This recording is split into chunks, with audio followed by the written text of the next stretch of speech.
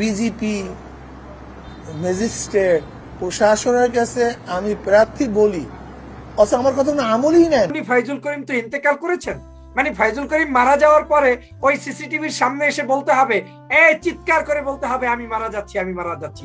আসসালামু আলাইকুম, আপনারা সবাই কেমন আছেন? আশা করছি সবাই ভালো আছেন। তো আমি আপনাদের কাছে দেখাবো সর্বনাইফির মুফতি ফয়জুল করিমকে নিয়ে হঠাৎ কি বললেন নির্বাচন কমিশনার, আর এই কথার কঠিন জবাব দিলেন ডক্টর ফয়জুল হক, যা আপনারা দেখলে আপনাদের চোখ কপালে উঠে যাবে।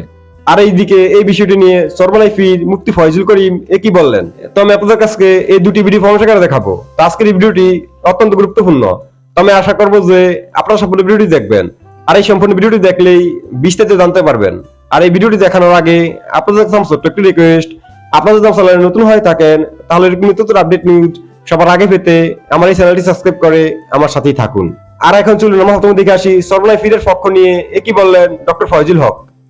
ফাইজুল করিম তো ইন্তেকাল করেছেন, মানে ফাইজুল করিম মারা যাওয়ার পরে ওই সিসিটিভির সামনে এসে বলতে হবে, চিৎকার করে বলতে হবে আমি মারা যাচ্ছি, আমি মারা যাচ্ছি। এটা কি কোনো সংবিধান? এটা কি কোনো ভাষা? একজন নির্বাচন কমিশনার বলছেন পিছন থেকে গুলি করে, মানে কি বলে, ঘুষি দিয়েছে, তিনি তো মারা যায়নি। তার মানে দেখেন, একজন প্রার্থীকে মারা যেয়ে প্রমাণ করতে হবে যে হ্যাঁ আমি মারা গিয়েছি, তারপরে বলতে হবে যে হ্যাঁ নির্বাচনটি সুষ্ঠু হয়নি। এই যে তার বক্তব্য, আপনি তীব্র ভাষায় নিন্দা জানাচ্ছি। বাংলাদেশের একটি গণতান্ত্রিক দেশের একটি দলের প্রার্থী আজকের একেবারে তাদের দলের সর্বোচ্চ সিনিয়র দ্বিতীয় নেতা মুফতি ফয়জুল করিম সাহেবের উপরে যারা আক্রমণ করেছে তার তীব্র নিন্দা জানাচ্ছি।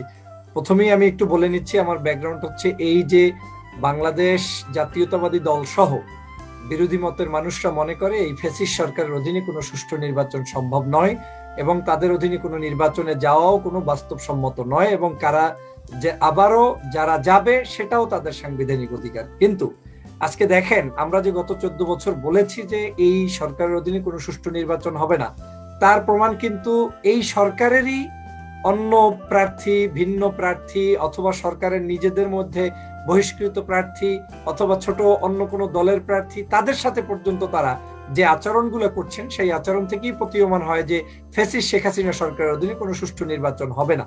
বরিশাল সিটি কর্পোরেশন নির্বাচন আলোচনায় ছিল এজন্য যেহেতু বরিশালের মধ্যে চরমোনাই দরবার শরীফ একটি প্রতিষ্ঠিত, এবং তাদের সাথে সেই জায়গার লোকাল পিপলদের সাথে একটি কানেক্টিভিটি রয়েছে, এবং ভিন্ন মাত্রা যোগ করেছে যখন চরমোনাইয়ের পীরের ভাই সেখানে নির্বাচনে অংশগ্রহণ করেছে, স্বভাবতই সেটা আলোচনায় ছিল। কিন্তু আপনি দেখেন, আওয়ামী লীগ এমন একটা ফ্যাসিস্ট দল যেখানে সামান্যতম ছাড় দেওয়ার মান মানসিকতা কোনো জায়গায় কিন্তু তাদের কোনো সময় ছিল না। এটা কিন্তু যুগ যুগ ধরে আমিও বলেছি, পলাশ ভাই সহ অনেক আলোচকরাই এই কথাগুলো বলেছেন, বলছেন, বলবেন যে শেখ হাসিনা একমাত্র নৌকা ছাড়া পৃথিবীর কাউকে কোনো সময় ছাড় দিবে না, এবং এটা আওয়ামী ফ্যাসিজমের একটি নীল নকশা, এবং তারা এটা করেছে 1971 থেকে 75 একই কাজ করেছে, আজও করেছে। সবচেয়ে আজকে যে বিষয়টা আমি প্রতিবাদ জানাই সেটা হচ্ছে, একজন প্রার্থী সে আপনার আদর্শের ভিন্ন হতে পারে। আমার আদর্শ বাংলাদেশ জাতীয়তাবাদী দল আমি করি, এটা আমার পছন্দ, এটা আমার আইডিওলজি, এটা আমার বিশ্বাস, আমি শহীদ জিয়ার আদর্শ লালন করি। কিন্তু আজকে চরমোনাইয়ের পীর তিনি একজন তো সম্মানিত ব্যক্তি বাংলাদেশের মধ্যে, তো তিনি, আপনি যদি ফলোয়ার নাও হন, তার তো ফলোয়ার অন্য আরেকজন না আরেকজন তো তার আছে। তাই সেই চরমোনাইয়ের পীরের মতো একজন ব্যক্তি যার মুখে দাড়ি, মাথায় টুপি, তাকে গিয়ে সরাসরি আজকের আওয়ামী লীগ ছাত্রলীগ আপনার ঘুষি দিবে, তার উপরে আক্রমণ করবে, তাকে গিয়ে সেই ধরনের বিভিন্ন ভাবে আক্রান্ত করবে, এটা কোনোভাবে মেনে নেওয়া যায় না। তো আমি আশা করছি যে আপনারা সম্পূর্ণ ভিডিওটি দেখেছেন, আর সর্বনাইফিরকে নিয়ে ডক্টর ফয়জুল হক কি বলেছেন সেটা বুঝতে পেরেছেন। তো আপনাদের যদি বিষয়ে কোনো মতামত থাকে আমাকে অবশ্যই কমেন্টে জানাবেন। আর এখন চলুন আমরা দেখে আসি এই বিষয়টি নিয়ে সর্বনাইফির হুজুর কি বলেছেন সেই ভিডিওটি। এটা নির্বাচন নয়, একটা সাজানো নাটক ছিল, এটা নির্বাচনের সাজানো নাটক। আপনারা দেখেছেন নিজেরাই যে প্রত্যেকটা সেন্টারের অবস্থা কি, যেখানে আমি বিজেপি ম্যাজিস্ট্রেট প্রশাসনের কাছে আমি প্রার্থী বলি, অথচ আমার কথা কোনো আমলই নেয় না। পিজেন অফিসার কাছে বলি, হ্যাঁ দেখতেছি দেখতেছি।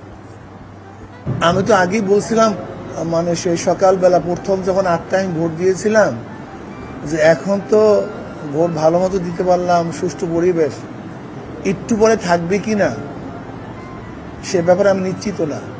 এখন ম্যাগ নেই, একটু পরে ম্যাগ বৃষ্টি শুরু হবে কি না সেই নিশ্চয়তা আমি দিতে পারি না, এই কথা আমি বলছিলাম। কিন্তু তো আমি আশা করছি যে আপনারা সম্পূর্ণ ভিডিওটি দেখেছেন, আর এই বিষয়টি নিয়ে মুফতি ফয়জুল করিম কি বলেছেন সেটি বুঝতে পেরেছেন। তো আপনাদের যদি বিষয়ে কোনো মতামত থাকে আমাকে অবশ্যই কমেন্টে জানাবেন। আর আপনারা যদি আমার চ্যানেলে নতুন হয়ে থাকেন তাহলে আমার এই চ্যানেলটি সাবস্ক্রাইব করে আমার সাথেই থাকুন। তো দেখা হচ্ছে পরবর্তী কোনো একটি ভিডিওতে। সেই পর্যন্ত সবাই ভালো থাকবেন, সুস্থ থাকবেন। আল্লাহ হাফেজ।